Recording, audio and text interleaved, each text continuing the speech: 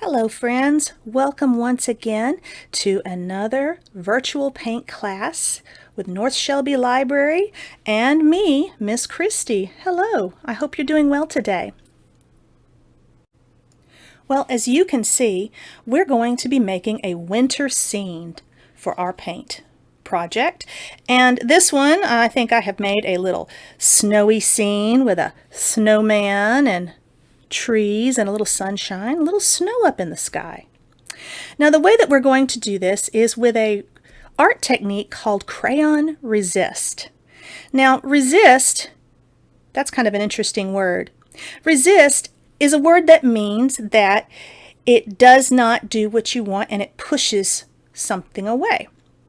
So this is actually a project where we're going to take crayons, and crayons are going to push away some paint colors and actually create some really neat effects. Now, how does it do that? If you look at this picture, you will see little scribbly lines, and then you'll see places where there's just paint. Where the scribbly lines are places where I colored with a crayon. And crayon, if you've ever, when you touch crayons, they're kind of like waxy. They're made of wax. And wax and water do not mix at all. They resist each other, kind of like water and oil. Well, if you look carefully, you will see any place where I put paint that did not have crayons, it just made a nice smooth color. But any place where I put crayons, you can see it just kind of came through. It's almost like it pushed the paint out of the way. That is exactly what we're going to do. Here are the supplies that you will need for this project. If you registered beforehand, then you would have had a supply kit set aside for you to pick up from our library, and it would contain a little bag, and inside that bag you would have white paper, you would have little Q-tips, stir sticks like these, cotton balls to spread your paint onto your painting, and crayons like these. You would also have a little cup with a lid on it that would have just a little bit of paint in there for you. Now that does not look like a whole lot of paint, and you might wonder how that's going to be enough to do this whole picture. Well, it is more than enough. This is a watercolor painting, so we're going to be adding quite a bit of water to this paint to make it thin so it will work for our project. So don't worry, you'll have enough. You also, if you have supplies at home, this is the kind of thing that you will also need. You might want to have a container. I just have a little paper plate, paper bowl right here that you can put mix your paint in if you want. When you add the water, it's a little bit bigger so you have more room. And of course you will need a container. Miss Kristy just has a red cup with water inside. Now some people, they like to work with paintbrushes. I like to work with paintbrushes. So if you happen to have a paintbrush at home, you're welcome to use a paintbrush as well. For this project though, I actually found that I like my cotton balls better. So I'm just going to leave a paintbrush over here. But if you want to use one, feel free to do that. So the first thing I'm going to do is I'm going to move my paint and water and cotton balls and all of my paint stuff to one side. We won't need that just yet. We're going to start with our white paper and our crayons. So what we're going to do is we are going to create a winter scene. Now to me, when I think of winter, I think of maybe snow on the ground and maybe a snowman and maybe, green trees. But your snow winter scene might be, I don't know, it might have a house in it or a dog. That's up to you. So I'm going to go ahead and make my picture right here. The first thing that I'm going to do is I'm going to start with black so that we can see what we're drawing. And I will start, let's see, how does a snowman start? I think a snowman starts with circle. And have you ever seen snowmen? A lot of times when you see people draw them, they'll have 3 circles, a big one, a middle one, and a little one. That's what we're going to do here. So this is my snowman body right there, his little bottom part. And I'm going to do the middle part.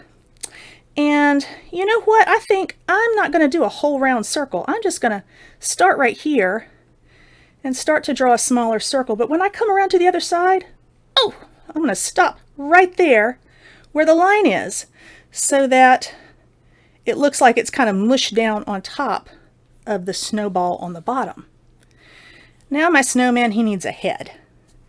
So I think I'm going to start with my little snowman, do the same thing, but this time I'm going to make it smaller. I'll start right here and come around and stop right there.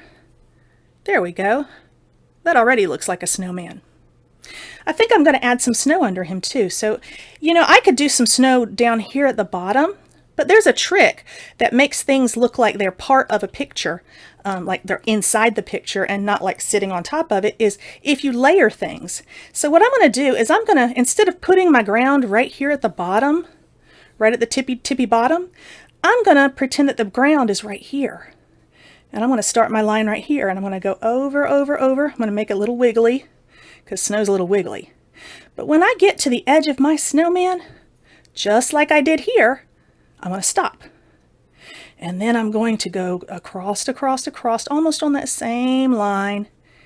And about where it's even with the one on the other side, I'm going to continue on. And I can make a little hill and go all the way to the end. You could make 2 hills, or you could make a hill over here, or as many hills as you want, really. So there's my snow ground, and there's my snowman. I think I'm going to decorate him next. I want to make him a scarf. And I think I'm going to pick, that looks like pink right there. In my pack, I have pink in my color. So I'm just going to draw right here, just scribble in. And I'm using a little bit of pressure, like pushing a little hard with my hand. And I'm going to make my little snow scarf. That looks like it's wrapped right around his little throat right there. And then I'm going to, because when you make scarves always come off the side, I'm going to make, a little too much pressure, huh? That's okay if it breaks.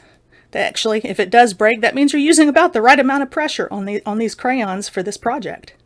I'm going to pop that off right there, and I'm just going to keep on going. And I'm going to make my little scarf there, side, one piece of it falling off here. Where do I want my other piece? I think I'm going to put my other piece right down here, like it's coming down in front of him.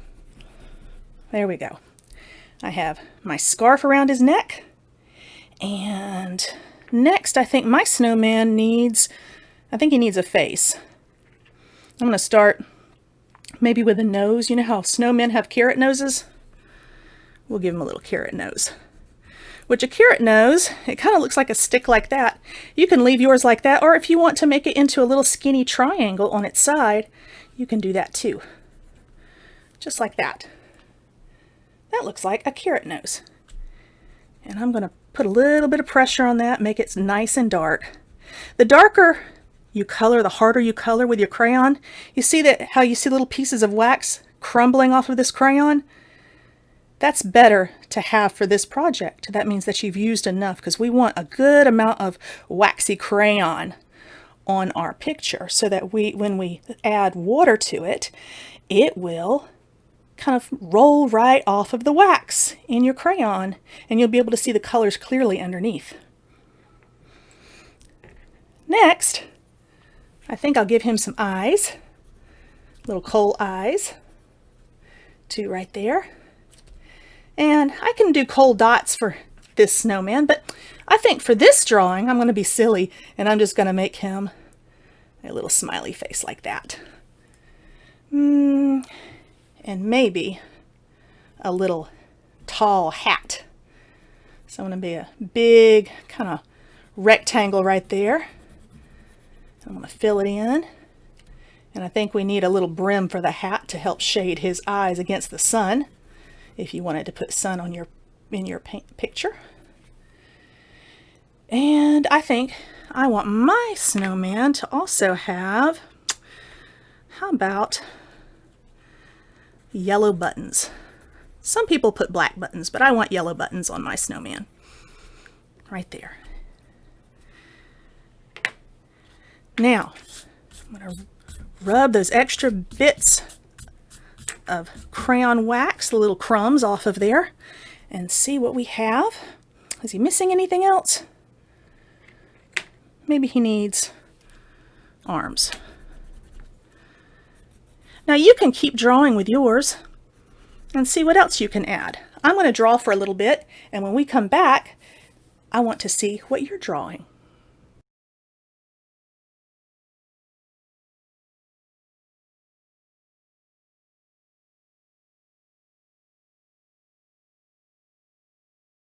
So I've added a few more things to my painting, my picture that will be a painting. I've added a couple of... Now remember when I told you that we were going to use paint to make this white show up and to fill in with paint on the blue? I'm going to get my paint, just like this. I think I'm going to use my bowl so that you can see what's going on as I work. And I'm going to get my little stick. I'm going to take my stick, and I'm just going to get a blop just like that. See, that isn't very much at all. Would you believe that this blop right here, just this little bit of paint, will fill up this whole picture? It really, really will. So I'm going to add that blop in there. And now, very carefully, I'm going to add just a little water, just a little splash. Bloop. If you need a grown-up to help you, they can. That's probably a good idea at this point, is to make sure that a grown-up is walking you through this. And look here. I don't even have to touch with a stir stick. Do you see that that paint is already changing the color of that water? We are turning the water into watercolor, and we're going to paint with the watercolor. Now I could sit here and just sloosh it back and forth gently for a while and it will mix all up, but I think I'm going to go a little faster. I'm going to take my little stir stick that already had my paint on it, and I think I'm just going to stir it, stir it, stir it. And you can see little chunks of paint still not blended up. I'm just going to keep going until I have it all blended up. And it's all sloshy. Now look at that. That's kind of pretty, isn't it? Like pretty ocean water with the sky reflecting off. Now that's what we're going to use, this watercolor. To actually put the watercolor on, I'm going to get a cotton ball just like this, and we're going to dip it into our paint. Are you ready for some magic to happen? Now let's think, what is going to happen when we put the paint on top of the paper? If you stick it on the regular white paper, the paint is going to be soaked into the paper.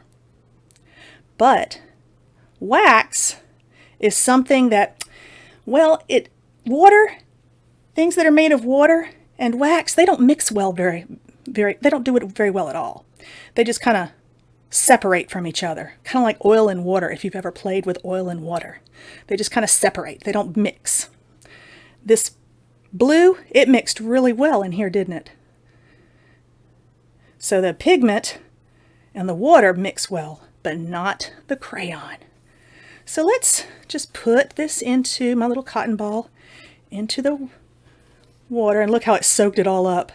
I have paint all in my cotton ball now. And I'm going to take this, and I'm just going to start rubbing it across my paper. And I think anywhere that I have crayon, it's just going to mostly roll right off. So let's see if that happens.